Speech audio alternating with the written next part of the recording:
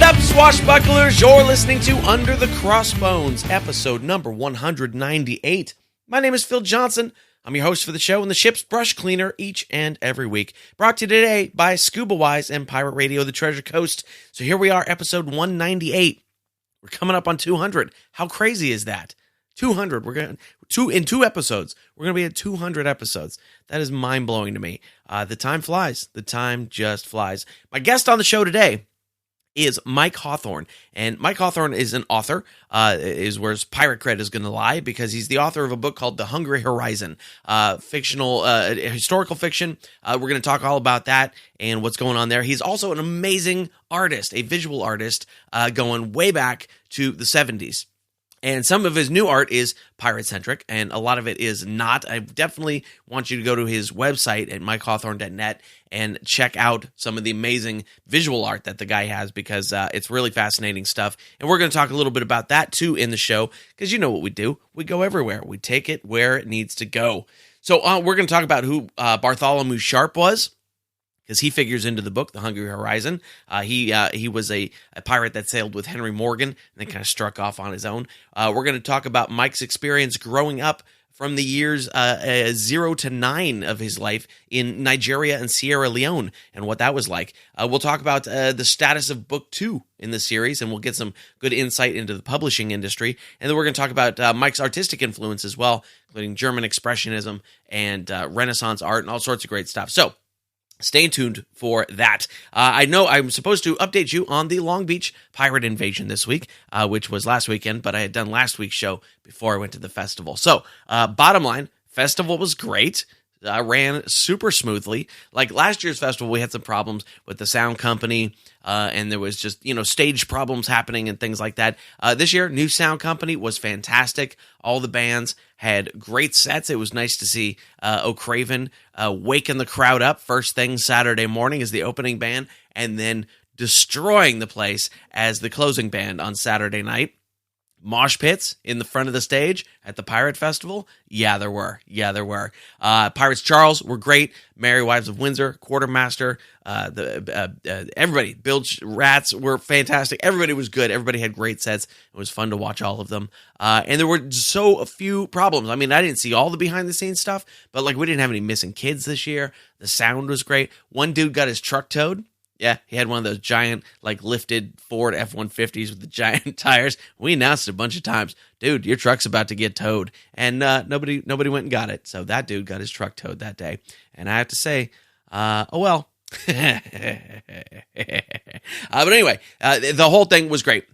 I ate once a day. I got 8 or 10,000 steps in throughout the day, just working it. The vendors had a great time. Everybody was so nice and so easy to deal with, and it was fantastic. I think they put 50,000 people through there over the weekend, things like that. So overall, just a great time. It was nice to see Sophia and Talderoy and Marnie and just all the Pirates Charles guys and the O'Craven guys, and just everybody had a great time. We had a lovely stilt walker who was there. I was helping out a little bit. So just a good time all the way around. If you didn't go this year, I hope you'll go next year, especially if you're near the area. You should definitely go check it out. And if you're the type that will fly for a pirate festival, I think that one might be worth your time to actually do some flying for. Did you have a nice 4th of July weekend, holiday, all that kind of stuff? Did you eat a whole bunch and do some barbecue? Go watch some things blow up. I will admit, I was playing in Reading a couple days, the day before, actually 4th of July. I was playing up in Reading, and up there, in some of the towns up there, they have fireworks stands. And I might have spent $10 or $12 on a couple fireworks and brought them back to San Jose, where we're not supposed to have them. But we were very safe and sane, and they were very fun. And I might have to do it again next year. It was great. So I hope your 4th of July was good. Mine was cool. It was mellow. And I am super excited. By the time you are hearing this, I will have seen my favorite comedian in the entire world, Eddie Izzard, in San Francisco, his new show, Wunderbar. And I'm super excited to see it. It's Monday night, which is when I'm recording this. And so you're gonna hear this Tuesday, and I'll tell you about it next week. But it's going to be great. If you don't know who Eddie Izzard is, please go look him up. Do yourself a favor and do that. He's fantastic. I've got my own shows coming up where I got to go make the funny and do the things. So July 11th, I'm going to be at the Rampart Casino my voice cracked on that one. I'm going to be at the Rampart Casino in Las Vegas, Nevada. July 11th, that's a headlining show. I'll be doing the full hour out there. That's going to be great. July 12th, I'll be at the Hilarious 7 at the Hooters Casino in Las Vegas. On the 13th, I'll be doing Jokesters at the D Casino in Las Vegas as well. So it's a Vegas-y kind of weekend. On July 16th, I'll be at a place called Our Place in Livermore, California, headlining that night. On the 17th, the Uptown in Oakland, California. On the 19th, Dragon Theater in Redwood City. I think I'm headlining that one as well. Uptown ought to be interesting. I bombed so hard there last time. Like, so hard. Like, I was getting silence, and then one lady just said no to one of my jokes. That's how hard I bombed at the Uptown last time. So hopefully, I'm going to do better this time. We'll see. I will stay away from the material that got me in trouble last time. So like I said, 19th, Dragon Theater, Redwood City is going to be fun. On the 20th of July, I'll be at the Paraiso Brewery in Los Banos, California. That one was super fun last time. Way more fun than I thought it was going to be. So come on out, Los Banos. Let's do that again. And of course, August 16th, if you're anywhere near San Diego, come on out to the Comedy Palace in San Diego, right there, August 16th. I will be filming my brand new comedy special that night called Burning Sensation, and it's going to be fantastic. If you want tickets for half off, 50% off, go to philjohnsоncomedy.com/San Diego, and there'll be links there for the shows. We're doing 2 shows that night, and you can use the code PHIL50, PHIL50, PHIL50 to get 50% off your ticket price to see me film my new special, August 16th in San Diego at the Comedy Palace. Yeah! Now, we've been talking some Henry Morgan over the last couple weeks. We're going to talk a little more Henry Morgan today as we get into the Bartholomew Sharpe story with Mike Hawthorne today. But you may not know this. Henry Morgan had quite a few siblings, like a lot. Thomas, Samuel, Joseph, Bethiah, that's a weird name, Catherine, Luke, Robert, Benjamin, and then apparently there were like 2 more that didn't make it, but those are the ones that made it. But there was also a hidden away half-brother named Harry Morgan. Not the guy that played Colonel Potter on MASH. Different Harry Morgan. And though Harry was never allowed to meet his more famous brother, he did look up to him and admired his exploits in the New World, taking advantage of the Spanish at every turn. But now Harry gets his own day too. He gets his day with a new release from the Mansfield Spirits Company, Harry Morgan's Semi-Spiced Near Rum. Like Harry, it's got half the flavor and none of the alcohol of his more famous brother's rum. Because a pirate without alcohol in his rum is a half-brother with an accounting degree and early-onset male pattern baldness. With hints of vanilla, oak, desperation, and regret, Harry Morgan's Semi-Spiced Near Rum will make sure that you are the clear-headed responsible person at every party and backyard barbecue this summer. For an extra milquetoast treat, blend your Harry Morgan's rum with almond milk and a little kale. It's healthy and good for you, too. You can find Harry Morgan's Semi-Spiced Near Rum at your favorite liquor store. Just look on the bottom shelf behind all those more expensive and irresponsible rums. Yeah, none of that is true. That's not our sponsor today. I just thought it was fun. Because I just, there should be, some weird half-brother who's got his this is my rum. I have a rum, too. We're actually sponsored today by Scuba Wise Treasure Expedition Sunken Treasure Workshop. This is way cooler than Near Rum.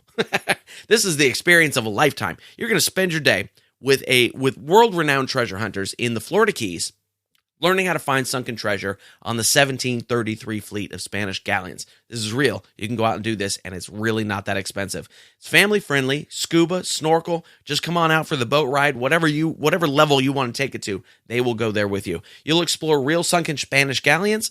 You're going to see cannons, all sorts of good stuff. And your host for this little adventure that you're going to go on to the 1733 Spanish galleons under the water, Captain Carl Fismer, world-renowned treasure hunter, kind of the real-life Indiana Jones. You've heard him back here on this show in episode 108. Captain Bradley Williamson will be there to be your guide, who you heard on episode 181 of this show. And you've seen him on Expedition Unknown on the Travel Channel. Plus, dive master Mark Littleton, who's got 35 years experience recovering artifacts from ships like the Andrea Doria and the Pinta. Dude knows everything there is to know. And they're going to teach you all that stuff, too. This is not just some fluffy, we're going to float you around in the water kind of trip. You're going to learn some real skills. You're going to learn how to find shipwrecks of your own to salvage and the legalities of doing so. You're going to learn all about the technology of wreck diving. And they'll even teach you how to go out and find funding for your own expedition projects. That's not something you're going to learn on most dive trips, right? You'll also get pictures of your trip included for free, a certificate of completion, and new friends that will last a lifetime. So go to underthecrossbones.com/scuba And you can even get a free treasure map just for checking them out. So again, that's underthecrossbones.com/scuba. And sign up for the Scuba Wise Sunken Treasure Workshop right now.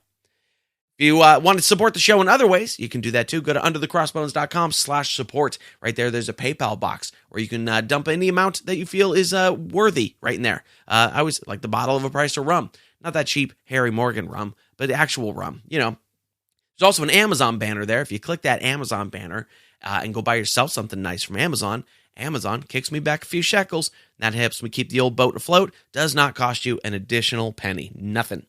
And if you want to be a sponsor of the show, like Scuba Wise or Pirate Radio The Treasure Coast, you can find out more information about that there as well. We'll make it happen. Again, that's underthecrossbones.com/support. All right, so let's get into my interview with Mike Hawthorne. And I was confused when I first ran across Mike. I ran across his book and was like, okay, that looks like somebody I want to talk to. And then when I was looking him up first, I ran across a whole bunch of references to a guy that does Spider-Man comics for Marvel. This is not that Mike Hawthorne. But this guy... equally, if not more talented in the visual arts department. When I ran across his art website, holy cow, I was blown away. He does such cool, interesting stuff. And we're going to talk about that art. There'll be a little bit of art in the show notes that you can check out and links to his website as well. Show notes, of course, at underthecrossbones. I'm going to try that again. underthecrossbones.com/198. See, I just got back from having a giant burrito at my favorite taqueria, and my brain and everything else is a little bit foggy right now, but it was a darn good burrito. All right, so let's get into it. Let's talk with Mike Hawthorne. Check it out.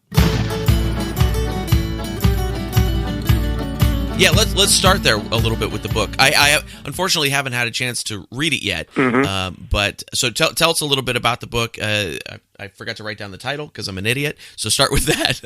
Okay, it was going to be a trilogy. But the title of the book that has been published is The Hungry Horizon. Right. Yeah. And you said it was published in Arizona. Yeah, by Fireship Press, who specialize in nautical subjects. Oh, yes, that's right. I believe that the original publishing house was founded on the strength of a golf book, which did very well. And then the seafaring and historical novel aspect came later. Okay. The original guy died and his wife took over and that sort of thing. Oh, gosh. So give us a little, what's the plot of the book? Give us the dime store tour. Well, basically, I thought I could fit this whole story, which is the story of a guy called Bartholomew Sharpe, who was like the link between the more famous Henry Morgan and the generation that followed him of the golden age of piracy. Okay. Yeah. I mean, he was one of the foot soldiers in Henry Morgan's attack on the Spanish Main in the famous attack on Portobello in 1671. Right. But he only came to prominence about 10 years later when he struck out on his own, by which time the scene had changed a little bit. It was still okay to be a kind of buccaneer rather than a pirate, because your only enemy was Spain. Sure. You know, pirates attacked everybody, buccaneers only attacked Spain, right, effectively. Mm-hmm. And that whole period came to a conclusion when, first of all, Charles II, the crippled and, you know, very, very, he couldn't eat properly, he couldn't walk properly, he certainly couldn't have children. Right. He lived much longer than anybody expected, and in this dreadful physical state. And when he died, we entered the War of the Spanish Succession and all that. Plus, when the Dutch invaded England and their king, our king here, became William III, who was a Dutchman. Okay. And that really brought the Buccaneers to an end. Right. Definitively. Because Spain was out of it. Spain was having the Spanish War of Succession, and we had a Dutch king. Right. So we'd been fighting, England had been fighting the Dutch for more than half a century, kicking off with Cromwell right the way through Charles II, war after war, naval war, trade war against the Dutch. Sure. So the Dutch finally invaded with a huge fleet, and we had William III, who was the king. Okay. And how does that lead us into your story? Well, basically, Sharpe was a fascinating character because during the Golden Age, Blackbeard and that lot, they really had very short careers. Sure. They were regarded as enemies of all mankind, and the British Navy was effective against them. So you were doing very well if you survived 2 years. Sure, yeah. As a captain, whereas Sharpe had a career that went from at least 1671 all the way to his death in 1689. Huh, interesting. So, I mean, for a pirate, that would have been unthinkable. Right. I mean, the guy was there for decade after decade. He was roving the seas. Yeah, even for Henry Morgan, that would outdo even Morgan. Well, Morgan was different because he kind of became respectable. Right. He was knighted, and he became governor of Jamaica. Yep. And then he had his own slave plantation, probably sugar, in the neighborhood of Spanish Town. Yep. Where he still dabbled in politics, but he was regarded as yesterday's man, largely because he was a terminal alcoholic at this stage. Right, yeah, that's what he spent most of his time doing. Yeah, but also he developed a kind of liver condition, which meant he was bright yellow. Right. And he had a kind of paunch, and the rest of him was a bit skinny, so he looked ill. He was drunk most of the time, and I think apart from lazing around in a hammock in his plantation and drinking, he would occasionally descend into the gambling dens, right, and live off past glories.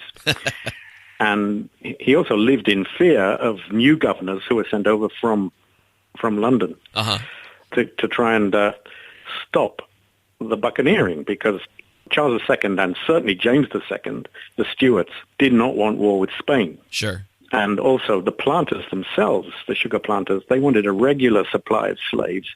They didn't want any kind of distractions with raids coming from Spain. There was always the possibility that the Spaniards might take Jamaica back. Right. And apart from Barbados, that was really the only British outpost in the Caribbean at the time. Right, right.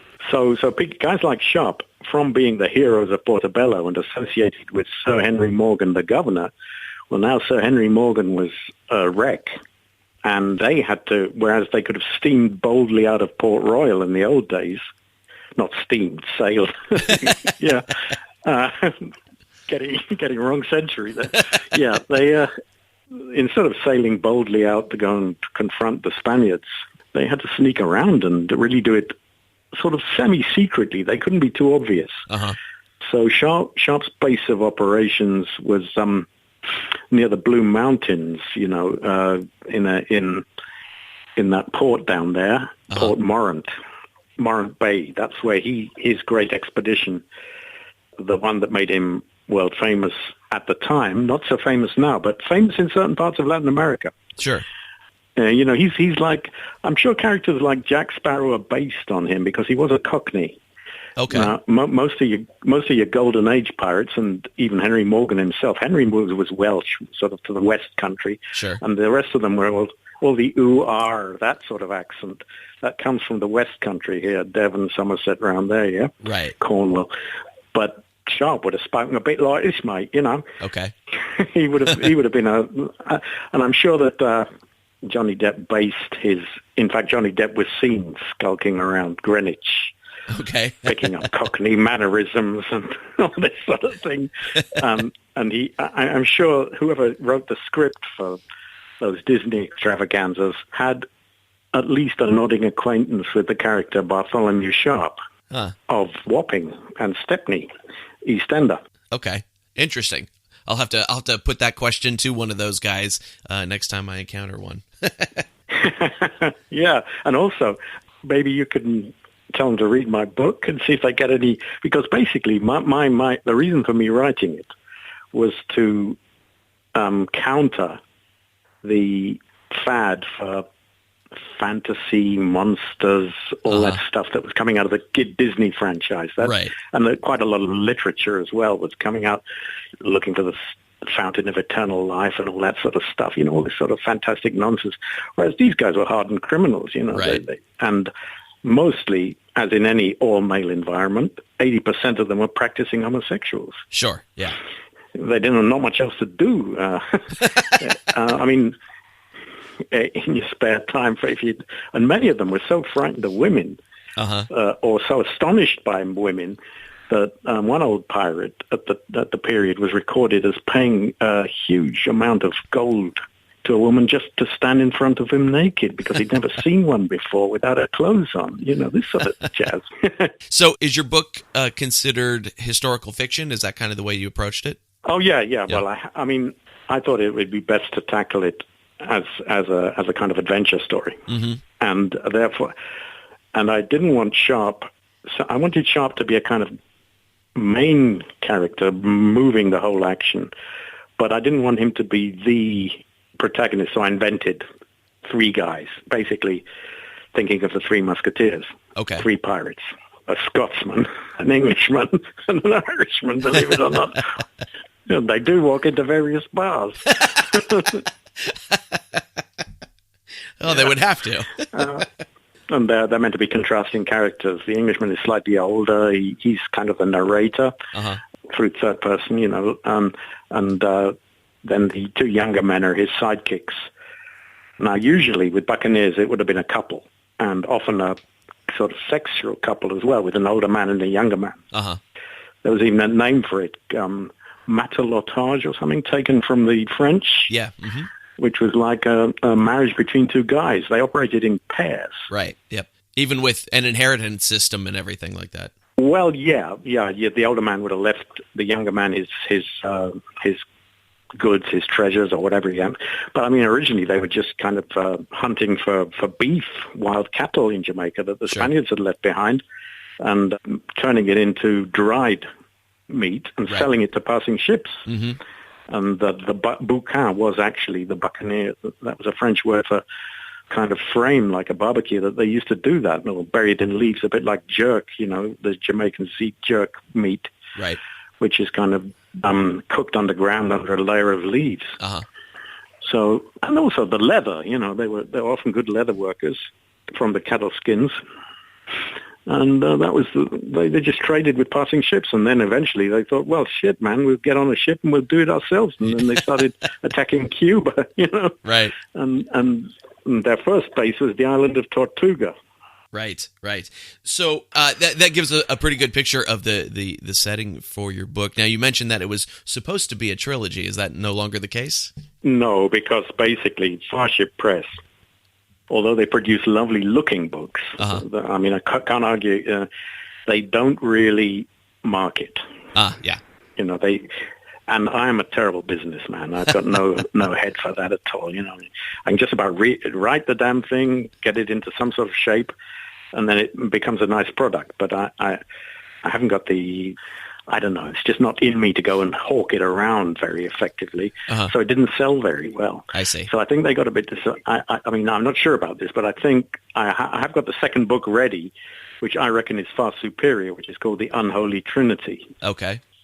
Which is a fascinating story about the ship, the Trinity, which was originally the Santissima Trinidad, which Sharpe's men captured after raiding across the Panama area.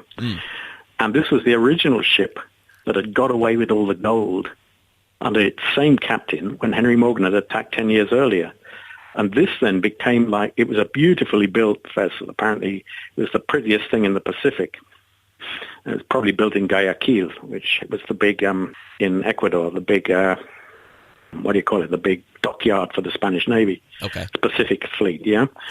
And this ship was so seaworthy that it managed to round the Horn going the other way, in other words, back around into the Atlantic, and Sharpe was the first captain to do that in the history of navigation. Interesting. So he was going from the Caribbean full of worms and stuff and tropical waters into blizzards and choppy seas right the way around Cape Horn. When he finally decided to go back. Yeah, I mean, he was an incredible navigator, the guy. I mean, he got it down to an absolute, where he turned, and you can see the line of his voyage. I mean, you'd have to be a superb navigator to do that in those days before they had compasses. They didn't even have all this steering wheel business you see on lots of ships. They didn't have that. Right. They had what's called a whipstaff. Yeah. Which is basically just a kind of pole that sticks out of the deck and you turn it left or right. It's not as an accurate way of steering at all. especially cloudy down in the south of Chile there, to manage to get your longitude would have been hard enough. This guy just did it like he was a natural. Although his character was supposed to be cowardly, that came because he was cautious, and that's probably why he lived so long. Huh. Interesting. And there was of course a mutiny and all the rest of it. But that all comes in the second book. Yeah. And I was going to wrap it up then with there was a diplomatic incident with the ambassador of Spain, a guy called Ronquillo, at the court of Charles II, who wanted to hang this guy, Sharpe, and a couple of his other mates that they got their hands on. And this is where it gets really interesting, because most of these guys, like Blackbeard, Morgan, all the big names, they weren't illiterate, but they were semi-literate. Right. And they certainly didn't write much down. So all you get is legends and hearsay and, and other people's versions of what they did. Sharpe was an exception. He had two extremely good writers, three on that expedition. Oh. One guy, these are, if you want to know anything about pirates, these are the names to watch out for, yeah? Buccaneers, Lionel Wafer. Okay. Yeah? Ship's surgeon. And a guy called Ringrose. Okay. Yeah. And the third one was William Dampier, who was the captain who found the original Robinson Crusoe years later. Right. Yeah. I've read Dampier's stuff, but I'm not familiar with the other two guys. So I'll have to look into them. That's interesting. It's Basil Ringrose. Okay. He actually he was not only a very good writer and an honest writer. He was trained as a clerk, which was a kind of semi-religious thing in those days. You went into the church to be able to read and write, to a church school in London, and somehow he fell on the wrong side of the law and ended up on a pirate ship. But he's a very skillful writer and a very acute observer and honest. Sharpe used his narrative then to jazz it up a bit and make himself look better, and published it under his own name later as part of his, Sharpe was a sly bastard, an unattractive character, but I think in order to be 3 decades of roaming the seas, he was quite old when he finally died. He was actually imprisoned by the Danish governor of one of the American Virgin Islands. I think it was St. Thomas. And he died in that jail. Okay. But he must have, he was such a devious character. He must go on the wrong side of somebody. And also, he was getting old. He wasn't up to escapades anymore. Sure. but that the real sort of meat of the story is in this unpublished volume. Called The Unholy Trinity. It also has a good title, Unholy Trinity. It's better than Hungry Hurrah, It's sort of thing, what the hell, is this blasphemous or what? But that gives you a damn good idea of the actual high seas adventures, whereas my Hungry Horizon one got off to a bit of a slow start because I kind of tried to portray what slave plantation what life was like in Jamaica, where the pirates were used as kind of meat hunters for the plantation owners, and also to supply cheap slaves. Okay. Because if they came across, say, a Portuguese slave boat, in order to avoid all kinds of customs duties and nonsense, they'd just make a deal with a plantation owner who had a jetty. And to this day, there is a place in Morant Bay called Freeman's Jetty. Okay. And the guy who ran that, one of the biggest sort of model, a bit like Auschwitz for the black guys who ended up there. They were worked to death. But he would buy them cheap, and the pirates just want to get rid of them and get the money and go and get drunk in Port Royal. So a lot of what the Buccaneers were doing was when they got into their stride was in fact stealing slaves off Portuguese or Spanish boats. Okay, and they tended to be from Angola, which was like the Portuguese main hunting ground for Brazil. Okay. And the Jamaicans wanted them because although the people from Ghana, the kind of Kunta Kinte types, were very sturdy and all that, they tended to cling onto their own language and get quite rebellious. And they became Maroons. And the Maroons were kind of natural allies of the pirates, basically because they were against whatever colonial government was in power, mainly Spanish, but also in Jamaica. as were some Indian tribes, Red Indian tribes, notably the Kuna tribe of Panama. So you get this rather colorful army of desperado buccaneers with their Red Indian allies and some sort of sympathetic runaway slave warriors. Everything the Spanish were scared stiff of, all together in one bundle coming at you. Right. But none of these elements really liked or trusted each other that much. It was more like alliances of convenience. Certainly, yeah.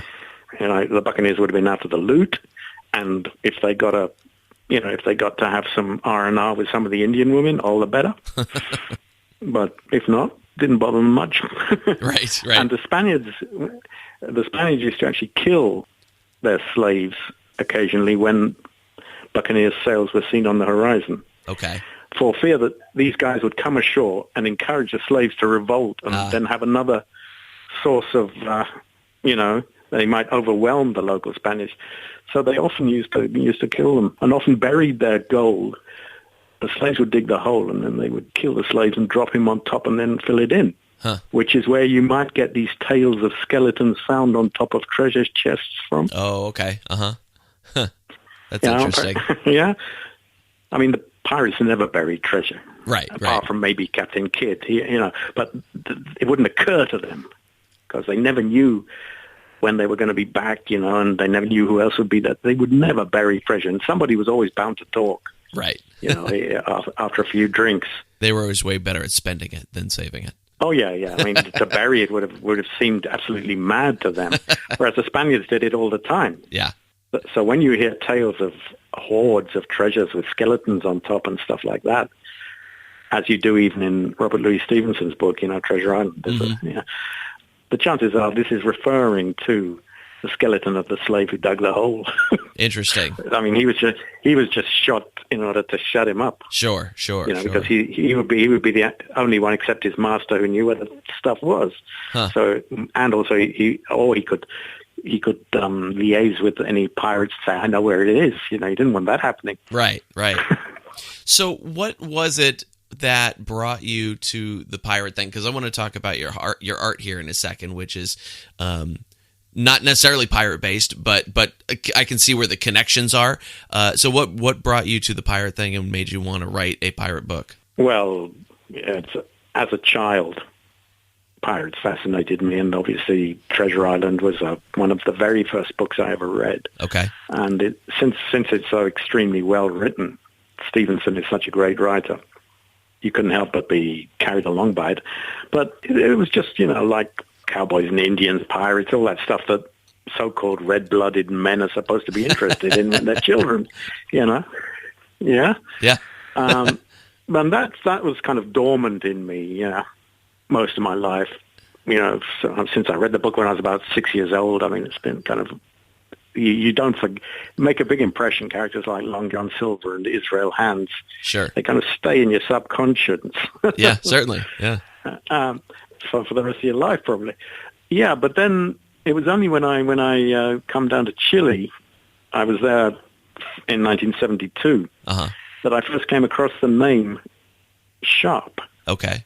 And I'd never heard of the guy. And years later, I had another more romantic reason to go down there to Chile, and I just looked at some of the literature and books of kids' books, histories, whatever. There he was again, Bartholomew Sharpe. And I just got intrigued. And I went up to La Serena, which was a port which he burnt down. Okay. And they actually have a plaque on the cathedral and say, this is a big stone cathedral. This cathedral replaces the wooden one burnt by the filibuster Bartholomew Sharpe in 1681. And so he's actually got a plaque on a wall, this guy in South America.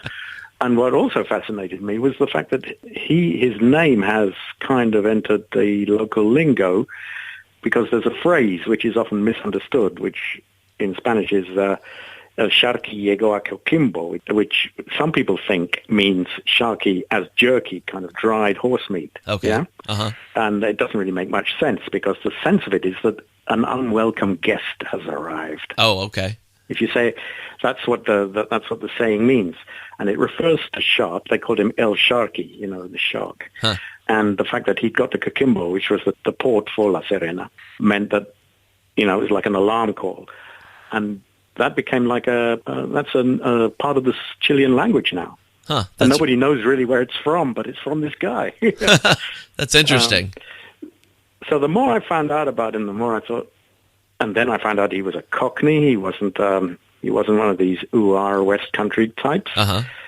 And I looked into the whole sort of London Cockney scene. He would have been a kid during the Great Fire and the Plague of London, and he would have seen some tremendous sights, grisly sights. Sure. Also, when Charles II was restored, there were lots of public hang drawing and quartering going on in full public, where the intestines of the victims would have been thrown to the dogs in the street, attracting huge crowds. Sure. When Charles II came back, he had a whole list of people he had to kill who had signed the death warrant of his father in the Civil War. Right. And also, there was this whole crazy atmosphere, and so some of these young guys would have ended up on ships, merchant ships. And coming from a fairly rowdy, unstable youth, they would have been likely to, because the merchant ships were extremely brutal, these young lads would have thrown the captain overboard, taken the ship and turned right. buccaneer. Uh-huh. And then if anybody asked any questions, they'd either kill him or hide somewhere or whatever, Sure. But this is where the main reason for the amount of buccaneers was the brutal way in which English seamen were treated by their merchant captains. Yeah, that was a big part of it. Yeah. Paid next to nothing, flogged for the slightest misdemeanor, and you do that for a couple of weeks, you see your opportunities. It's a bit like fragging the officers in Vietnam, if you know what I mean. Sure. This guy isn't worth it. Let's get rid of him. Yeah, definitely. So all that is sitting in your subconscious from the age of 6, and then sort of reoccurring to you when you're in Chile in 1972. And then at what point did you go, this needs to be a book? Well, I thought, because I've been drawing for so long, my eyesight has suffered, drawing and painting. Uh-huh. I thought I'd better get another string to my bow, and also the money's better if you're a writer. Okay. Especially if you do the kind of work I do. It isn't appreciated in England. We've just had a lot of this kind of Brit art with Damien Hirst and Tracy Emin and people like that becoming world famous. And they do what's called conceptual art, which I don't really have much appreciation for it. But the kind of stuff I did throughout my career was very unfashionable. So you couldn't make a living at it.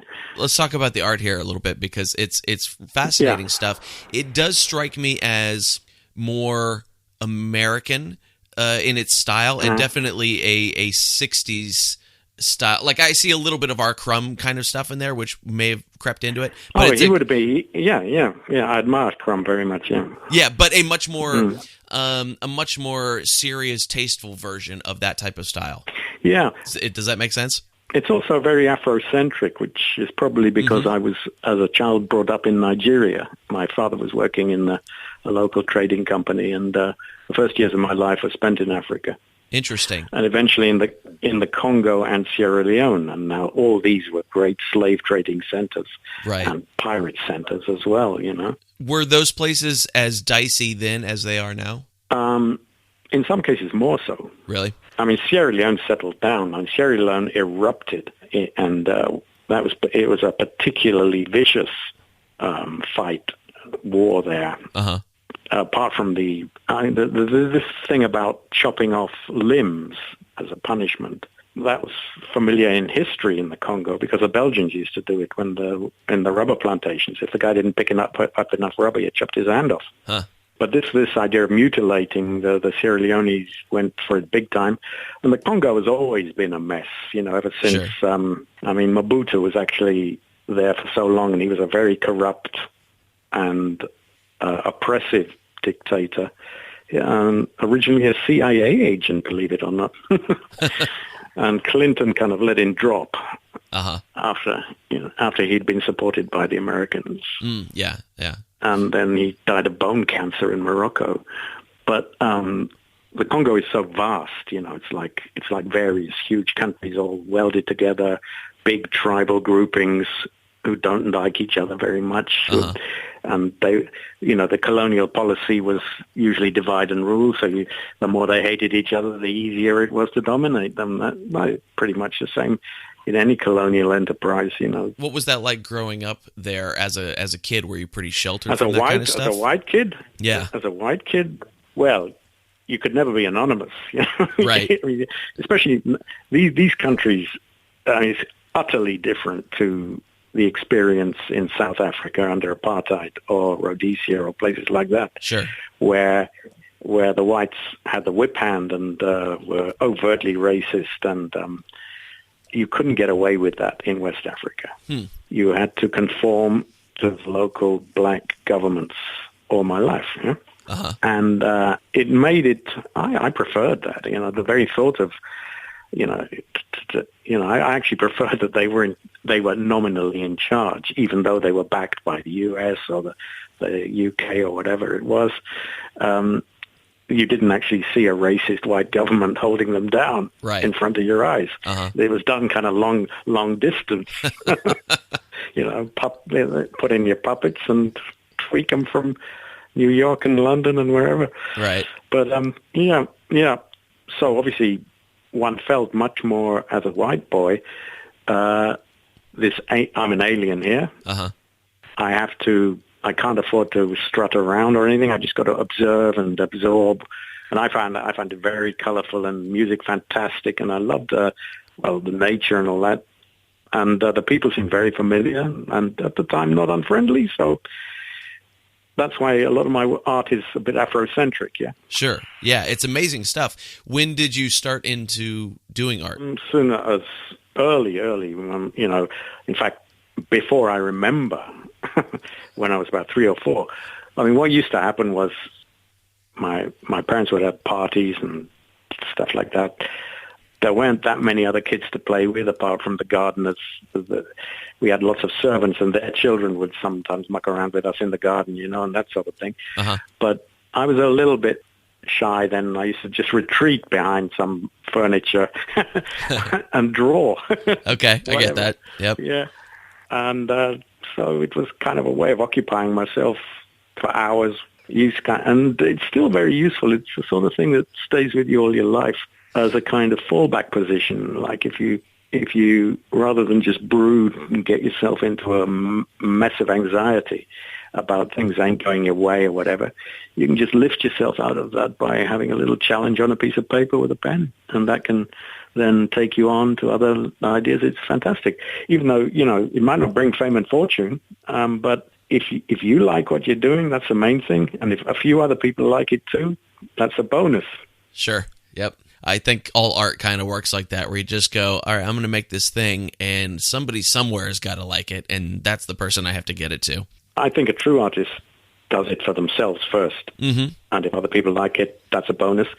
I think a kind of sold-out artist thinks, what do they want? What sells? And that's getting it wrong way around, as far as I'm concerned. Yeah. Yeah. But unfortunately, the way the capitalist system is set up is that's the way you're supposed to think. You know your market and all this sort of nonsense. That's probably why my book didn't sell very well. I just like looking at the final product, Yeah. So as you're drawing as a kid and things, is there a decision point where you go, I'm going to become a professional artist, or was it just something that kind of snuck up on you as you created? Well, I found myself drawing when I should have been doing other things. Okay. I was in the 70s, I was studying literature, and because I went to my dad and I said, look, I'm going to have to go to England and study. Can you send us a small amount to live on while I'm doing that? He said, well, I'm not really sure I want to do it if you just want to be an artist, because that's a very precarious living. I'd prefer it if you got a degree in literature or something which you might be able to use as a journalist or whatever. He was one of these guys who, a bit like, oh, the kid wants to be a musician, Right. Everybody jumps off a cliff, or theatrical or God knows what else. Yeah. And it was a bit like that with art in my family. So the thing was to get some sort of insurance policy degree, and then, if you insist, you can pursue art. Right. But what actually happened was that instead of studying the literature, I was just drawing pictures the whole time. I got some stuff printed when I was meant to be studying literature, and I got a bad degree, and eventually drifted more and more that way, and then suddenly said, yes, I am an artist, in the mid-'70s. Yeah, was there a like a break point of some sort there? Or was there like a first piece that you sold where you went, oh, this is a thing now that I can do? Well, I noticed that people had no trouble in printing them out and using them as illustrations, but the pay wasn't enough to put a patch on your pants. Sure. So for many, and also Margaret Thatcher came to power, and she had an idea of camouflaging the unemployment figures in England by inventing something called the Enterprise Allowance Scheme. Okay. Which means basically you got what you would have got for unemployment benefit, but they called it Enterprise Allowance. Okay. If you signed that bit of paper. And basically they didn't care if you succeeded or failed, since I'm pretty sure the main point was to reduce the official unemployment figures to make her look better. Okay. So for most of that period, I was sort of my own boss and had my own company, which basically was just me and my underpants. That was the company. But she gave me enough to live on and make some drawings, and occasionally I sold one. There's a couple in museums and stuff like that around here. Interesting. And and that's so. Even though I detest her politics, she kind of did me a favor there by taking the pressure off me to find a proper job. That's funny. So, did you see a progression? How did you? And this is sometimes hard to articulate, but how did your style develop? Who were the other artists that you were looking at that were kind of influencing you? Well, no, my all-time world favorite is Hieronymus Bosch. Oh, okay. Yeah, I can see that. Yeah. Also, anything, obviously it's figurative expressionism. Uh-huh. So I tend to look at the German, Dutch in that area. Okay. Renaissance, rather than the more kind of chubby little angels Italian lot who don't appeal to me that much. Okay. So it's all a bit angular and angry and contorted, and also I love the period around the First World War of German expressionism. Okay. Those guys click with me immediately. Can you explain that style a little bit? That's one I'm not necessarily familiar with. Well, I'm thinking of many of them died or fought in the First World War, and I suppose a figure who really impressed me was a guy called Otto Dix. Okay. D-I-X. Who did some very political work against what would become the Nazis during the 1920s, and also some drawings of the First World War, because he was actually a frontline machine gunner for most of the time. Okay. So I was, but there's a whole group around him. German expressionism ranges from very colorful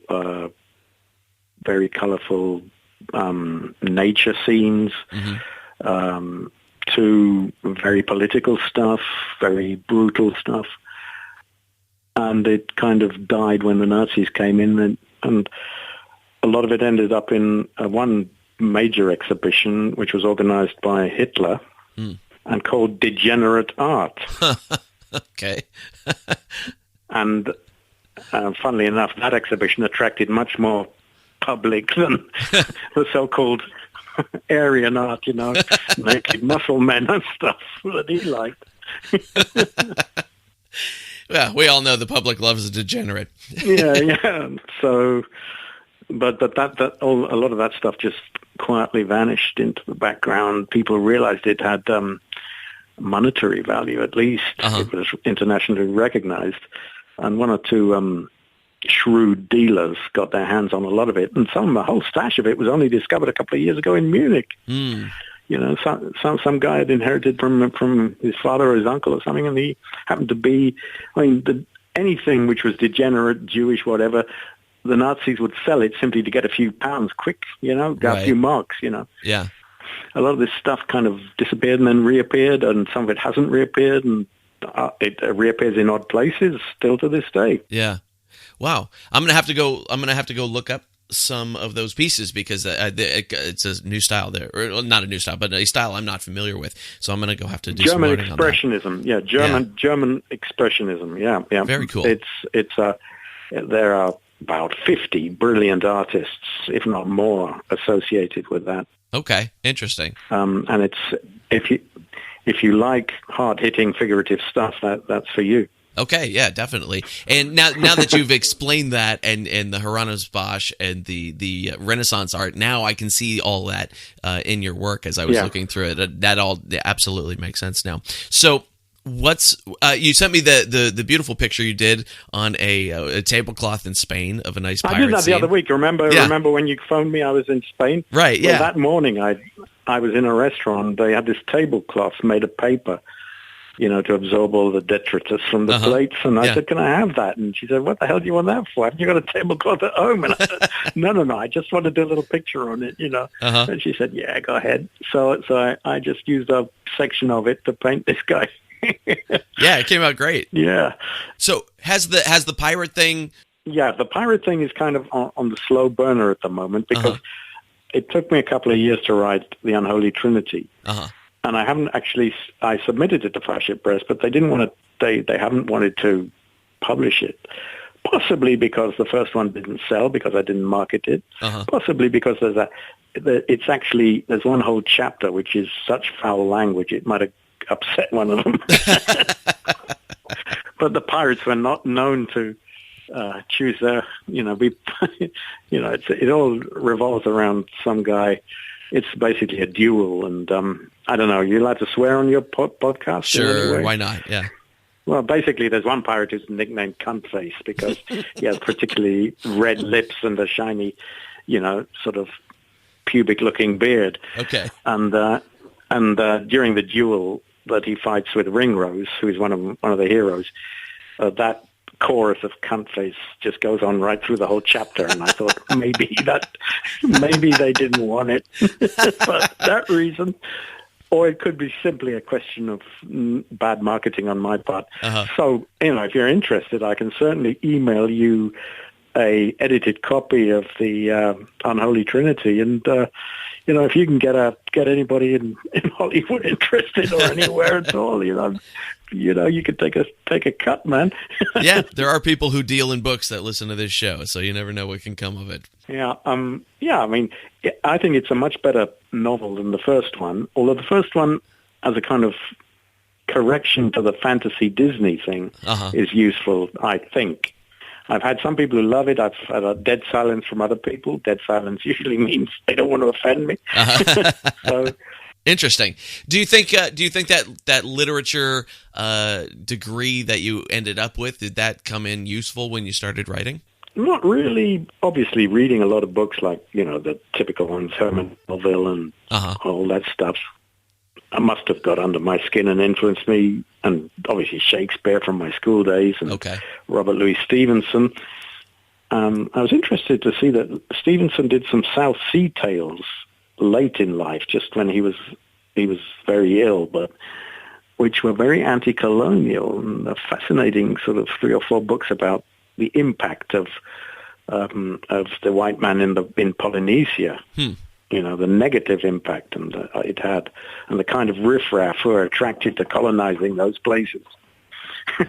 Interesting. That's interesting. Yeah, the South Sea Tales by Stevenson I only came across that recently. No, the reason I galvanized my writing was because I managed to get on a course at the local university just at the end of my street here, Roehampton, and they had a creative writing course. Oh, okay. So I did that part-time, and I got a first-class degree there, so I was very, very pleased with the whole thing there. Fantastic, man. And I thought, well, although now I think about it, I was, at the time, I was so full of this Buccaneer pirate stuff that it had to come out one way or the other. But now I would probably, if I was thinking with my money-making hat on, I would have gone a different direction. But if you're interested, I can certainly mail you a good copy of the Unholy Trinity. Yeah, I'd love And to see the it. other one, the Hungry Horizon, you can get on Amazon. I Yep. think they've reduced the price considerably. Okay, and I'll make sure that that's linked in the show notes so that everybody can grab a copy of that. Yeah, basically it's Tucson, Arizona. You know, that well-known seaport. Right. It always struck me as so odd that the fire ship press should be in the middle of a desert. Right. Yes. Oof. Yeah, I was down there a few months ago. Yeah, it is nothing but desert. Yeah. Great, man. Well, so where's a good place for everybody to keep up with what you're doing online, website, Facebook, that kind of stuff? Well, I do have an author's page on Facebook, just Mike Hawthorne. Okay. Instagram for my pictures is great. Hawthorne.mike. Yeah, you've probably seen that. Yes, I think I did. That's about it. And on my author's page, on my Instagram, there is my email address. So Okay. if anybody wants to get any more answers or whatever, they can get in touch with me immediately, easily that way. Okay. Yep. Great. Well, Mike, this has been fascinating. I feel like we could talk for hours about this stuff, and so we might have to do that again sometime. Well, I believe you come to London occasionally, Phil. Not as occasionally as I would like to. I've been there once, and I would love to visit again because it's my favorite city Well, ever. listen, let me give you the grand tour, the buccaneering tour of London, because, I found a lot of interesting original documents from trials and stuff buried in the archives. The Maritime Museum at Greenwich is full of stuff, as Johnny Depp discovered. Oh, wow. Oh, that sounds fascinating. So if you do come, I'll certainly, make a couple of days available. Awesome. I will take you up on that, man, for sure, for sure. Well, Mike, thank you so much for doing this. I appreciate you taking the time. No problem. It's been a pleasure. All righty. I'll talk to you soon. Okay, bye. There it is, friends. That is my talk with Mike Hawthorne. I definitely suggest you go check out his art and his book, The Hungry Horizon. All sorts of good stuff happening there. You can find him at mikehawthorne.net. That is where you're going to find most of his art stuff. He does the piratey thing on Facebook. Look up Mike Hawthorne plus a giant number. I'll put it in the show notes. I'll just click through to your show notes, and I'll put the link to his Facebook page right there, because it's there's a bunch of Mike Hawthornes on Facebook. He's a little bit hard to find sometimes, but I'll put the link in the show notes at underthecrossbones.com/198. If you're listening on a podcast app, usually if you just click the podcast cover, the cover art, that'll take you to the show notes right there. And you can find him on Instagram at hawthorne.mike. So go check him out. There's all sorts of great stuff to be had. That is one interesting dude. We are sponsored today by Pirate Radio The Treasure Coast, WKKC-DB, playing the best music of today's hits and yesterday's classics. And Pirate Radio Talk, playing the best pirate shows, including Under the Crossbones, 24/7, all commercial free. To listen, just go to pirateradioofthetreasurecoast.com. That's where you're going to find both stations linked up right there. pirateradioofthetreasurecoast.com. And don't forget, you can also download their apps for your phone. Pirate Radio WKKC-DB is the music station app, and Pirate Radio Talk is the talk station app. You can also ask your Alexa or Google device to play those things for you, and they will do so. They will obey your every command. Find out more about it and tune in to listen at pirateradioofthetreasurecoast.com. I got a little ebook for you if you're interested in all that piratey good stuff, all the Henry Morgan going-ons, the do's. I have Pirates of Panama or Buccaneers of America for you by Alexander Exquemelin, who was the book was first published in 1678. Alexander Exquemelin was part of Henry Morgan's crew as a doctor and wrote about his experiences afterward. And it was a book that was published over and over and over and over and over again. And I have a cool little ebook version of it for you. So go to underthecrossbones.com, click on the free ebook link, and you can download it right there. Simple and easy. And that is our show for today. Thank you once again for tuning in. I always appreciate it every single time you do. We got some amazing stuff coming up. Don't forget to go visit Mike Hawthorne at mikehawthorne.net or check him out on Instagram at hawthorne.mike, or click the Facebook link in your show notes to find him on Facebook and check out all the great stuff that he's doing. We have some very cool shows coming up. You're going to dig these. Next week, Bounding Maine will be on the show. Not one of them, not two of them. All of Bounding Maine will be on the show, and it's going to be very, very cool. You're going to dig that. It's utter chaos is what it is. It is utter chaos, but we had a great time recording it, and I think you're going to dig it too. And then after that, episode 200 will be here. It'll be here. I've got a surprise guest for you. I'm not going to tell you who it is. But I've got a surprise guest for you, and it is a long-requested guest, and I think you're going to really dig that one. So lots of surprises in episode 200. And lots of good stuff else coming up after that. You can always go check out the episode page, the episode list on underthecrossbones.com. If you look at the episode list, you can see everybody that is coming up on the show. But for episode 200, it also says surprise guest there. So don't think you can get around it. Find out who my surprise guest is, because you'll just have to wait another 2 weeks to find out. All right? So that's it. Hit the show notes, underthecrossbones.com/198, and I'll see you next week.